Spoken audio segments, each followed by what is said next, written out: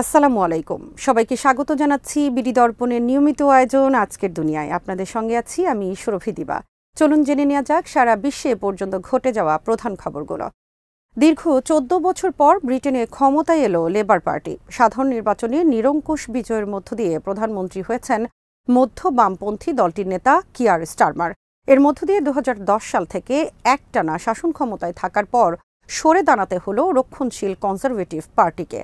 নির্বাচনে ভরাডুবির দায় নিয়ে প্রধানমন্ত্রী ও দলীয় প্রধানের পদ থেকে পদত্যাগ করেছেন কনজারভেটিভ নেতা ঋষি সুনাক। ব্রিটিশ পার্লামেন্টের নিম্নকক্ষ হাউস অব কমন্সের ৬৫০ আসনে নির্বাচন হয় বৃহস্পতিবার। ঘোষিত ফলে ৪১২ আসনে জয় পেয়েছে লেবার পার্টি। ২০১৯ সালের নির্বাচনের চেয়ে ২১৪ আসন বেশি পেয়েছেন তারা। অন্যদিকে কনজারভেটিভ পার্টি পেয়েছে ১২১ আসন, যা গতবারের চেয়ে ২৫১টি কম। লেবার পার্টির বিজয়ের পরপরই বাকিংহাম প্রাসাদে ডাক পান দলটির প্রধান কিয়ার স্টারমার। সেখানে রাজা তৃতীয় চার্লস তাকে ব্রিটেনের নতুন প্রধানমন্ত্রী হিসেবে নিয়োগ দেন। এর আগে বিজয় ভাষণে স্টারমার বলেন, পরিবর্তনের শুরু হলো। আমরা বলেছিলাম বিশৃঙ্খলার ইতি টানব, সেটা করে দেখাবো আমরা। আজ থেকে নতুন অধ্যায়ের সূচনা হবে। রয়টার্স জানিয়েছে, আগামী ৯ জুলাই নতুন পার্লামেন্ট সদস্যদের শপথ গ্রহণ ও স্পিকার নির্বাচন অনুষ্ঠিত হবে। ১৭ জুলাই রাজা চার্লসের উদ্বোধনী বক্তব্যের মধ্য দিয়ে আনুষ্ঠানিক যাত্রা শুরু করবে নতুন সরকার। শুক্রবার লেবার পার্টির নেতা স্টারমার রাজার কাছে যাওয়ার আগেই বাকিংহাম প্যালেসে গিয়ে সরকার প্রধানের পদ ছাড়েন ঋষি সুনাক। এরপর ডাউনিং স্ট্রিটের বাইরে দেয়া এক ভাষণে দেশবাসীর কাছে ক্ষমা চান তিনি।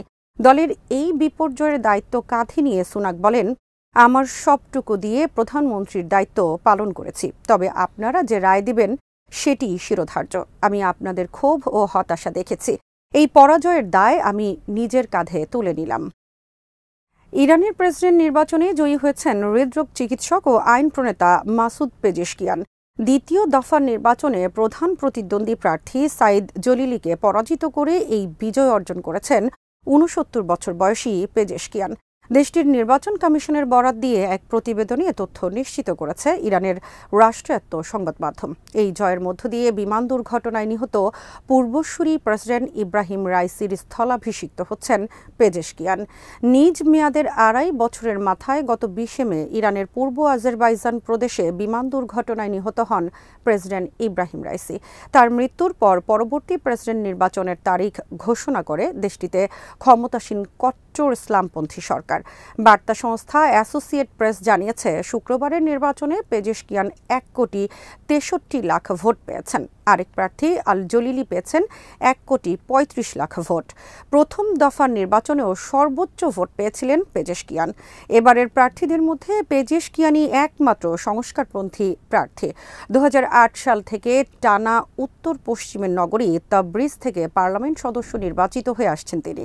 ইরানের সাবেক সংস্কারপন্থী প্রেসিডেন্ট মোহাম্মদ খাতামির সরকারের স্বাস্থ্যমন্ত্রী ছিলেন তিনি। ২০২২ সালে তেহরানের মোরাল পুলিশের হেফাজতে কুর্দি তরুণী মাহসা আমিনির মৃত্যুর ঘটনার পর ইরান জুড়ে যে বিক্ষোভ ছড়িয়ে পড়েছিল, সে সময় ইব্রাহিম রাইসি সরকারের স্বচ্ছতা নিয়ে প্রশ্ন তুলেছিলেন পেজেশকিয়ান। গাজা উপত্যকার শেজাইয়া এলাকায় এক অভিযানে ১০ ইসরায়েলি সেনাকে হত্যা করেছে হামাসের যোদ্ধারা। এছাড়া পৃথক আরও ২টি অভিযানে এদিন আরও কিছু সেনা হতাহত হয়েছে। গাজা সিটির শেজাইয়ায় গত কয়েকদিন ধরেই প্রচণ্ড লড়াই চলছে দুই পক্ষের মাঝে। বৃহস্পতিবার হামাস যোদ্ধারা সেখানকার নাজাজ সড়কে অভিযান চালায়। নিজেদের টেলিগ্রাম চ্যানেলে এটিকে জটিল অপারেশন হিসেবে আখ্যায়িত করেছে হামাসের সামরিক শাখা আল কাসাম ব্রিগেডস। প্যালেস্টাইন ক্রনিকলের খবরে বলা হয়েছে, গাজার প্রতিরোধ যোদ্ধারা এখন রক্ষণাত্মক অবস্থান থেকে আক্রমণাত্মক হয়ে উঠেছে। বিভিন্ন জায়গায় তারা ইসরায়েলি সেনাদের অবস্থান খুঁজে খুঁজে হামলা চালাতে শুরু করেছে। আল কাসাম ব্রিগেডস এক বিবৃতিতে বলেছে, ফ্রন্টলাইন থেকে ফেরা আমাদের যোদ্ধারা জানিয়েছে, গতকাল তারা গাজা সিটির শেজাইয়া এলাকার নাজাজ সড়কে একটি জটিল অপারেশনে ১০ ইহুদিবাদী সেনাকে হত্যা করেছে।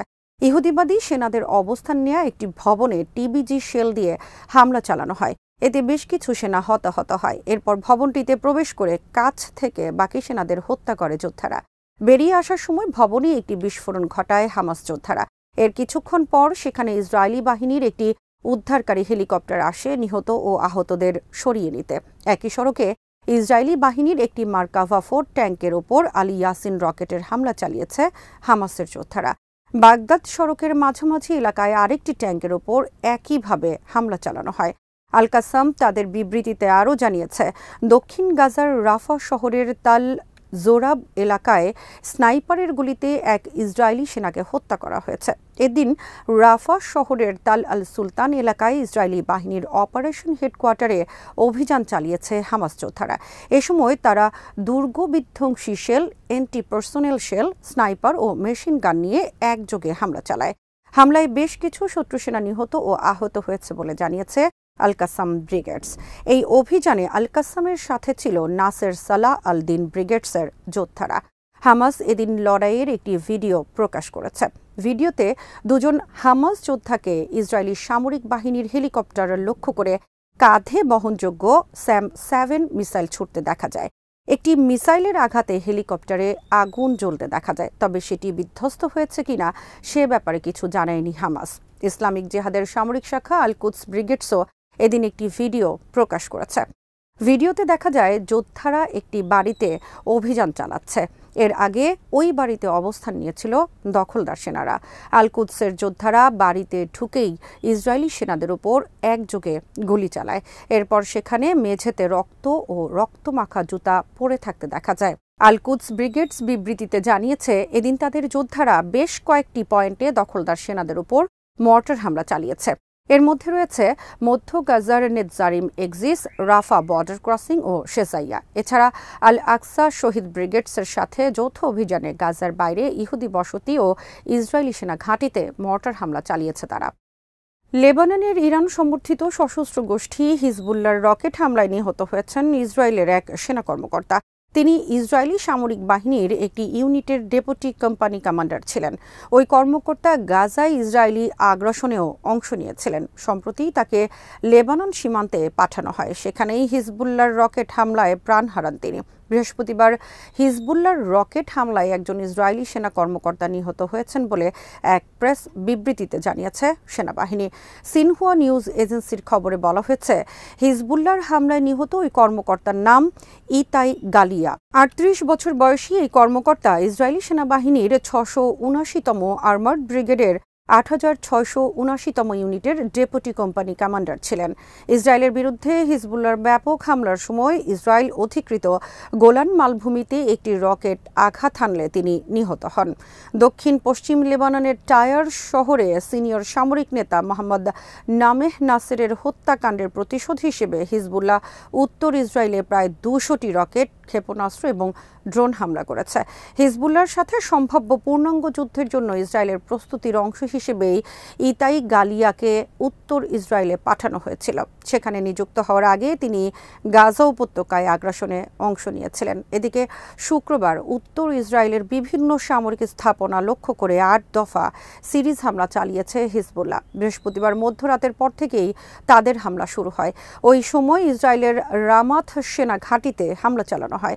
এরপর পর্যায়ক্রমে সামাকা ঘাঁটি ও রামিয়া ঘাঁটিতে হামলা হয়। এদিন শালোমি বসতিতে ইসরায়েলি সেনাদের ব্যবহৃত একটি ভবনে হামলা চালিয়েছে হিজবুল্লাহর যোদ্ধারা। এছাড়া কিরিয়াত শামোনা সেনা ব্যারাকে কাতিউষা রকেটের হামলা চালানো হয়। গাজা উপত্যকায় যুদ্ধবিরতি নিয়ে নতুন করে আশাবাদ দেখা দিয়েছে। যুদ্ধবিরতির শর্ত নিয়ে ফিলিস্তিনের স্বাধীনতাকামী সংগঠন হামাসের দেয়া নতুন প্রস্তাব এবং এ নিয়ে আলোচনা শুরুর বিষয়ে ইসরায়েলের সিদ্ধান্তে সমঝোতার সম্ভাবনা বেড়েছে। যুদ্ধবিরতি নিয়ে শুক্রবার কাতারের রাজধানী দোহায় নতুন করে আলোচনা শুরু হয়েছে। এতে যুক্তরাষ্ট্রের কেন্দ্রীয় গোয়েন্দা সংস্থা CIA প্রধান এবং ইসরায়েলের গোয়েন্দা সংস্থা মোসাদের প্রধান অংশ নিয়েছেন। বৈঠকের পর এদিন দেশে ফিরেছে ইসরায়েলি প্রতিনিধি দল। এর আগে যুদ্ধবিরতি প্রস্তাব নিয়ে বৃহস্পতিবার ইসরায়েলের প্রধানমন্ত্রী বেনিয়ামিন নেতানিয়াহুর সঙ্গে কথা বলেন যুক্তরাষ্ট্রের প্রেসিডেন্ট জো বাইডেন। যুদ্ধবিরতি নিয়ে আলোচনার জন্য ইসরায়েল প্রতিনিধি দল পাঠানোর সিদ্ধান্ত নিয়েছে বলে বাইডেনকে জানান নেতানিয়াহু। এ সিদ্ধান্তকে স্বাগত জানান বাইডেন। ইসরায়েলের প্রতিনিধি দলের একটি সূত্র নাম প্রকাশ না করার শর্তে বলেছে, যুদ্ধবিরতির শর্ত নিয়ে হামাসের দেয়া একটি সংশোধিত প্রস্তাব গত বুধবার হাতে পেয়েছে ইসরায়েল। এতে যুদ্ধবিরতি সমঝোতার একটি প্রকৃত সুযোগ তৈরি হয়েছে। আন্তর্জাতিক মধ্যস্থতায় চলে আসা যুদ্ধবিরতি আলোচনার সঙ্গে ঘনিষ্ঠভাবে যুক্ত এক ফিলিস্তিনি কর্মকর্তা বলেন, ইসরায়েল মেনে নিলে হামাসের দেয়া নতুন প্রস্তাবের ভিত্তিতে যুদ্ধবিরতি চুক্তি হতে পারে। ওই কর্মকর্তা বলেন, চুক্তি সইয়ের আগেই স্থায়ী যুদ্ধবিরতির বিষয়ে ইসরায়েলের অঙ্গীকারের শর্ত থেকে সরে এসেছে হামাস।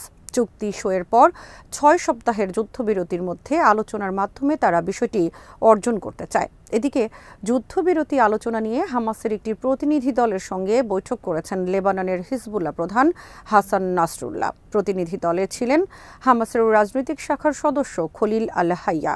গাজা যুদ্ধ শুরুর পর ইসরায়েলি বাহিনী ও হিজবুল্লাহ পাল্টাপাল্টি হামলা চালিয়ে আসছে।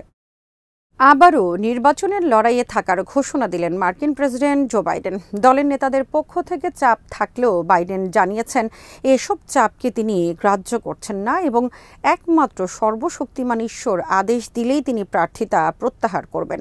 গত 28 জুন নিজের পূর্বসূরি প্রেসিডেন্ট ডোনাল্ড ট্রাম্পের কাছে বিতর্কে বিপর্যয়কর ফলাফলের পর থেকে প্রেসিডেন্ট নির্বাচন থেকে প্রার্থিতা প্রত্যাহারের জন্য চাপ আসছে বাইডেনের উপর।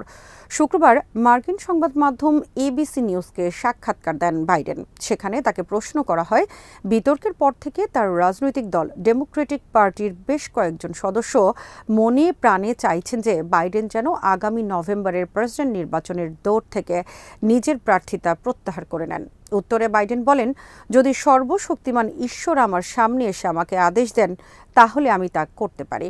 শুক্রবার নিজের শহর উইসকনসিনে ডেমোক্রেটিক পার্টির ভোটারদের একটি সমাবেশে যোগ দেন বাইডেন। সে সময়ই কর্মসূচির ফাঁকে এবিসিকে সাক্ষাৎকার দেন তিনি। ট্রাম্পের সঙ্গে বিতর্ক বিপর্যয়ের পর থেকে যে পরিস্থিতির মধ্য দিয়ে যাচ্ছেন বাইডেন, তাতে এবিসির সাক্ষাৎকারটিকে 81 বছর বয়সী রাজনীতিকের জন্য বড় পরীক্ষা বলে উল্লেখ করেছেন অনেকে। সাক্ষাৎকারে কী বিষয়ে প্রশ্ন করা হবে সে ব্যাপারে আগে থেকে কিছুই জানানো হয়নি বাইডেনকে। মার্কিন সংবাদ মাধ্যম সিএনএনের আয়োজনে গত 28 জুন প্রথমবারের মতো নির্বাচনী বিতর্ক হয় ডোনাল্ড ট্রাম্প এবং জো বাইডেনের মধ্যে। বিতর্কে দেশের অর্থনীতি সামলানো, পররাষ্ট্রনীতির রেকর্ড ও ব্যাপক সংখ্যক অভিবাসী আগমন ইস্যুতে বাইডেনের তীব্র সমালোচনা করেন ট্রাম্প, কিন্তু স্পষ্ট ও আত্মবিশ্বাসপূর্ণ যুক্তি দিয়ে সেসব সমালোচনা খণ্ডন করতে অনেকাংশে ব্যর্থ হন বাইডেন।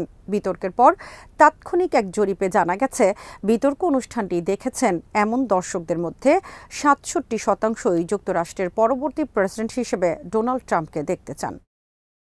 আজ এখানেই শেষ করছি। সবাই ভালো থাকুন, সুস্থ থাকুন আর দেখতে থাকুন বিডি দর্পণ। চ্যানেলটি ভালো লাগলে সাবস্ক্রাইব করুন, সংযুক্ত থাকুন আমাদের ফেসবুক পেজে। আল্লাহ হাফেজ।